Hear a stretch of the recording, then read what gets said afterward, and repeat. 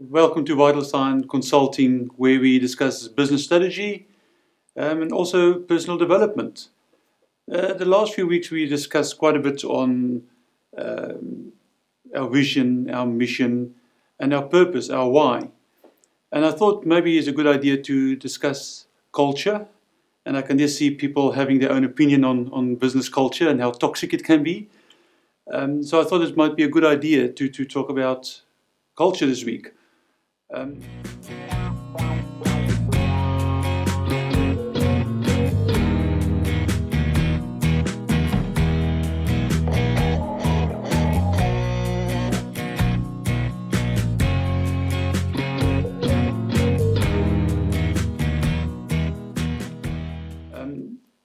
Maybe just to give a bit of a background how we get to culture with our vision mission. Absolutely, I can do a quick recap for us. So initially we said that what you want to do is start with your why. Your why is your purpose or the reason that you started your business or your organization in the first place. And your why is really what drives your business. Once you understand your why, you have a clear identity and you're able to establish your brand. We spoke about the importance of having a business and a personal Yes. brand. We also then spoke about having some very clear values, and what values do is they really provide a guideline for how you're going to achieve your why. So we spoke about the fact that you really need to be a little creative in your values. There's certain values that we would expect everybody to have universally, things like honesty, Ethical. being ethical, and essentially, I guess, once you understand your why, you've got your branding, and you have your values as a guiding principle, the next thing that happens really is you have a way to guide the behaviors that are going to allow you to achieve your purpose. And I think Dave Clare, he just wrote a book. He summarized it to say that what inspires us is our vision, what guides us is our values, and what drives us is our purpose. And I think if you have those three things in place, we can talk about culture now. And company culture is so important. And I think maybe let's talk about culture, what culture is not. That's a good point. I think a lot of people misinterpret culture. It's very easy to get sidetracked by fun perks that may be enjoyable to have, but really are different and maybe just one aspect of culture. So you'll often hear people say, oh, that must be a great place to work. You know, they've got bean bags, they provide free lunch, you can bring your pet to work, and all of those things are fun, but they are not really what we're talking about when we talk about company culture. All right, so in a nutshell, company culture is really about what does it feel like to work at a company, what gets done and what doesn't get done, what is said and what's not said. And it's a way for people to understand how a company does stuff. It's how stuff gets done around here. But I think there's also, like you said, it's like Google of a good company culture. And then we all, I think, worked in companies where it's a toxic culture. If it's toxic, I just feel that nobody contribute because they're too scared. I think it's at the end of the day, you need to, as a business owner, are responsible to set the culture where people feel they're valued and where they can contribute to your values and to your purpose. I don't know how you feel about. Yeah, I think you raised an interesting point there. I think culture is something that you really need to do by design and you need to cultivate. If you leave it to chance, that's taking a really big risk because ultimately it's culture that is going to produce and drive the results. Yes. Culture is really what happens when we're ideally all working together as part of a community towards a higher purpose. And I think in the past, companies could maybe control the perception of their culture a little easier. But with social media, the reality is that people start to get a sense from posts of what it might be like to work at a company. There are a lot of employment websites. We've got a big one in Australia called Seek, where you can actually see how employees and past employees rate working at a company, so you can sort of get a sense of culture. So I think it's really important that there is, we've spoken about it before, that authenticity, that your purpose, your branding, your values and behaviours all align. Yes. So that what you say is what you do, and it's what people who work for you really feel. But I also think with culture is that it needs to energize you. It mustn't suck the life out of you. A lot of people will go home at night and say, I'm exhausted. It should not be like that. When you have a good culture and people buy into your values, they feel valued, they contribute. I just think you're going to get more out of your staff, you're going to get results, and you will reach your goal. You cannot reach your goal on your own. You need all these things to work and be aligned. For example, we went to a function where the police, for example, got this huge campaign about don't drink and drive. But then they hand out bottle openers. It's just the alignment is not there for me. So it's, again, the culture, your vision, your why is not aligning. All need to line up. Yeah. I think you said something really interesting there, where you were saying that a culture ideally should really energize you. You don't want to be in an environment that saps your energy. And if you think about it, most of us as adults spend more waking hours at work than anywhere else. So it's important that you do feel energized, and also that you feel that you can be yourself. You know, I think we all want to feel part of a community. We want to feel that we're working on sort of a higher purpose and we're doing good, but we also want to feel valued as an individual, and we want to feel that we can contribute as an individual. And I think that's really what most people are looking for ultimately in a job. Yes, we need to earn a paycheck, but we also want to feel fulfilled by what we do. We want to feel that we're engaged with other people, working towards a common goal. But also I think are you financially invested? Yeah. You know, or you're emotionally invested. Financially invested, you know, you want returns, and it's about the bottom line. Where if you emotionally invested, you know, you want to contribute, you want to be part of that company, and you as business owner must set that up. You know, you're responsible for creating that.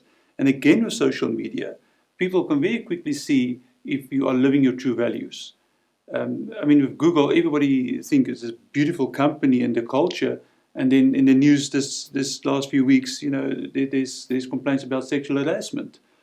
It's all those things that you have to be aware of, and you have to manage your culture. Absolutely, and I think culture really starts at the top, yeah. and then has to filter down. Yeah. I think if you have any questions, please feel free to contact us on our website, vitalscienceconsulting.com.au, and we'll be glad to get back to you. And even if you have comments, just send it through to us. And if you have subject you would like us to talk about, just send it to us. We're more than happy to help out and speak about it. Thank you.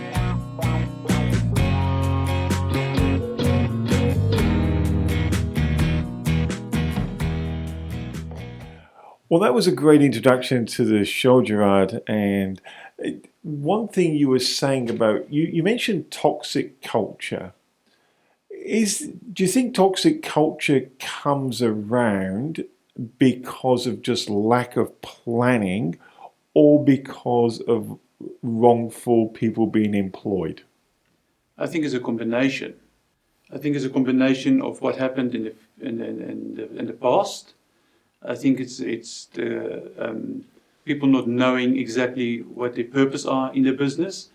I think it's sometimes bad management. Managers, the quality of managers is so important. And the quality of people that you employ is also important. So I don't think it's only one thing that is contributing to a toxic environment. But what I've seen in many cases is it might be one person that's responsible for that toxic environment. And once you identify that person and start applying your policies and procedures and tighten the screws a little bit, the person knows what's coming and they will resign. Within a week or two, the staff will actually comment and say, well, the atmosphere is much better. And it's not always the manager, it can be sometimes just a receptionist. But yes, it can be one person, but you need to manage it.